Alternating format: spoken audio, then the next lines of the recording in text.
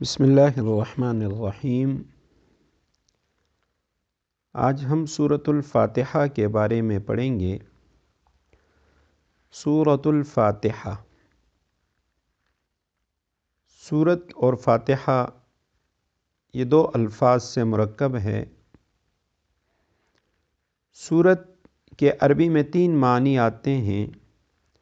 سورت کا ایک معنی ہوتا ہے ٹکڑا، اور چونکہ قرآن کریم کی ہر سورت قرآن کریم کا ایک ٹکڑا، ایک حصہ ہے، اس وجہ سے سورت کو سورت کہا جاتا ہے۔ عربی میں سورت کا دوسرا معنی آتا ہے بلند مرتبہ، تو چونکہ قرآن کریم کی ہر سورت اپنی بلند مرتبت کی وجہ سے سورت کہلاتی ہے۔ اور سورت کا جو لفظ ہے، بعض حضرات فرماتے ہیں یہ سورۃ القرآن، یہ سورۃ المدینہ سے مشتق ہے۔ سورۃ المدینہ، مدینہ کہتے ہیں شہر کو، اور سورہ کہتے ہیں شہر کے گرد جو حفاظت کے لیے حصار بنائی جاتی ہے، فصیل بنائی جاتی ہے، اسے سورہ کہتے ہیں۔ تو سورۃ المدینہ کے معنی شہر کے گرد حفاظت کے لیے بنائی گئی حصار اور فصیل، اور سورۃ القرآن اس کے معنی ہو گئے کہ قرآن کریم کی جو آیات ہیں، مضامین ہیں، اس کا احاطہ کرنے والی ایک چیز۔ تو سورۃ القرآن بھی فصیل کی طرح اپنے مضامین کا احاطہ کیے ہوئے ہیں۔ اور اس کے بعد دوسرا لفظ ہے الفاتحہ۔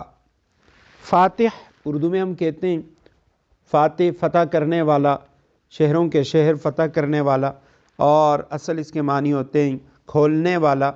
تو فاتحۃن اسی سے مؤنث کا صیغہ ہے، اس میں فاعل مؤنث کا، یعنی کھولنے والی، کسی چیز سے بندش اور پیچیدگی کو زائل کرنے والی۔ تو قرآن کریم کا آغاز، قرآن کریم کا افتتاح چونکہ اسی سورت سے ہے، اس لیے اس سورت کو سورۃ الفاتحہ کہا گیا۔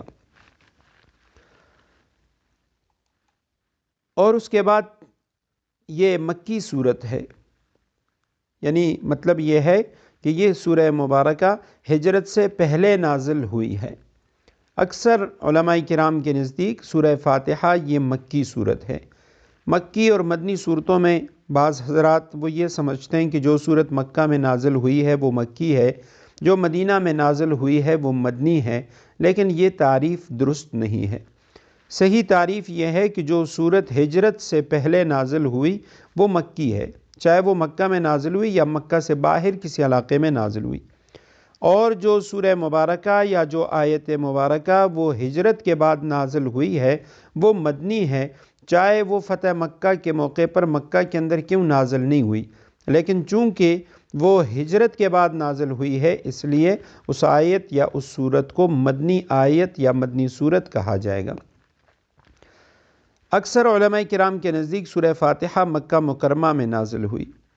امام مجاہد رحمۃ اللہ علیہ فرماتے ہیں کہ سورہ فاتحہ مدینہ منورہ میں نازل ہوئی، اور ایک قول مشہور بھی ہے، یہ ہے کہ سورہ فاتحہ 2 مرتبہ نازل ہوئی، ایک مرتبہ مکہ مکرمہ میں، دوسری مرتبہ مدینہ منورہ میں نازل ہوئی۔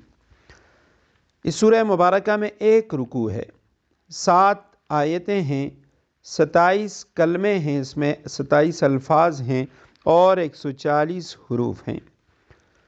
اور یہ سورہ مبارکہ ترتیب قرآنی، ترتیب عثمانی یا ترتیب مصحفی کے مطابق یہ قرآن کریم کی پہلی سورت ہے، اس کو سب سے پہلے رکھا گیا، لیکن ترتیب نزولی کے لحاظ سے رسول اللہ صلی اللہ علیہ وسلم پر تدریجاً تھوڑا تھوڑا جو قرآن نازل ہو رہا تھا، اس ترتیب کے لحاظ سے یہ سورت 5ویں نمبر پہ نازل ہوئی ہے۔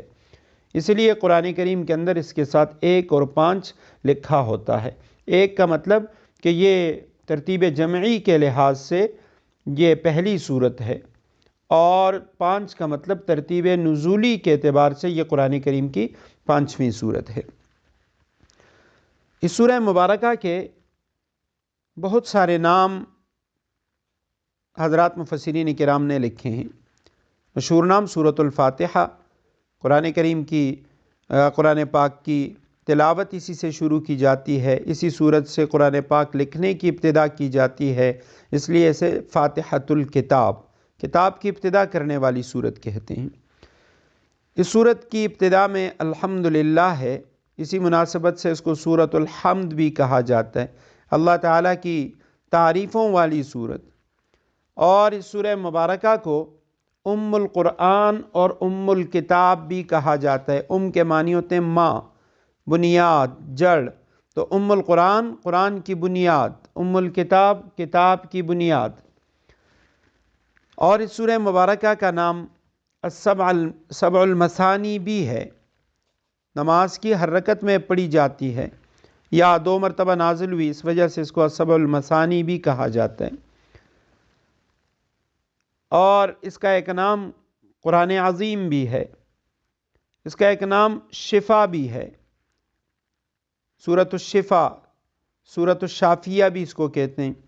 دعا پر مشتمل ہونے کی وجہ سے اس سورہ مبارکہ کو سورۃ الدعاء، سورۃ تعلیم المسئلہ، سورۃ السؤال، سورۃ المناجات، سورۃ التفویض بھی کہا جاتا ہے۔ یہ بہت سارے اس کے نام ہیں، اور یہ مختصر صورت ہے لیکن حقائق اور معانی سے لبریز، دلنشیں اور دلاویز، جلیل القدر صورت ہے۔ اور اس پاک صورت کی گوناگوں برکات کو ہم بیان نہیں کر سکتے، البتہ اس کے جو متعدد نام ہیں جس سے نبی کریم صلی اللہ علیہ وسلم نے اس صورت کو یاد فرمایا، تو حقیقت شناس نگاہوں کو ان فیوز و برکات سے وہ اشنا کر دیتی ہیں۔ تو ان ناموں سے اس سورہ مبارکہ کے جو فضائل ہیں وہ بھی ہمارے سامنے ہو جاتی ہیں۔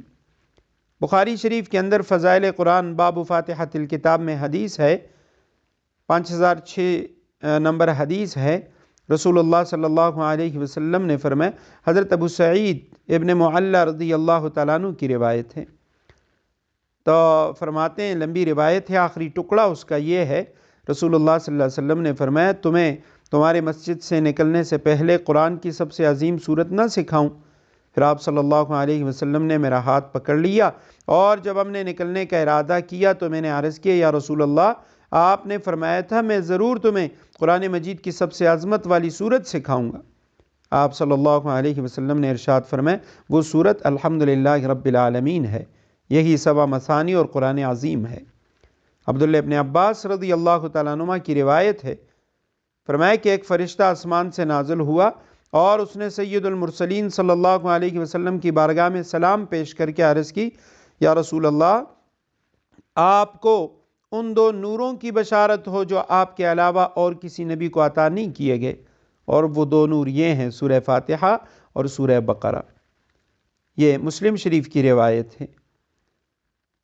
ترمذی کتاب التفسیر کے اندر روایت ہے ابی ابن کعب رضی اللہ تعالیٰ عنہ سے، رسول اللہ صلی اللہ علیہ وسلم نے ارشاد فرمایا، اللہ تعالیٰ نے تورات اور انجیل میں ام القرآن کی مثل کوئی صورت نازل نہیں فرمائی، سورہ فاتحہ کی طرح کوئی صورت نازل نہیں فرمائی۔ اور اس کا ایک نام سورۃ الشفا بھی ہے، نبی کریم صلی اللہ علیہ وسلم نے ارشاد فرمایا، سورۃ الفاتحہ ہر مرض کے لیے شفا ہے۔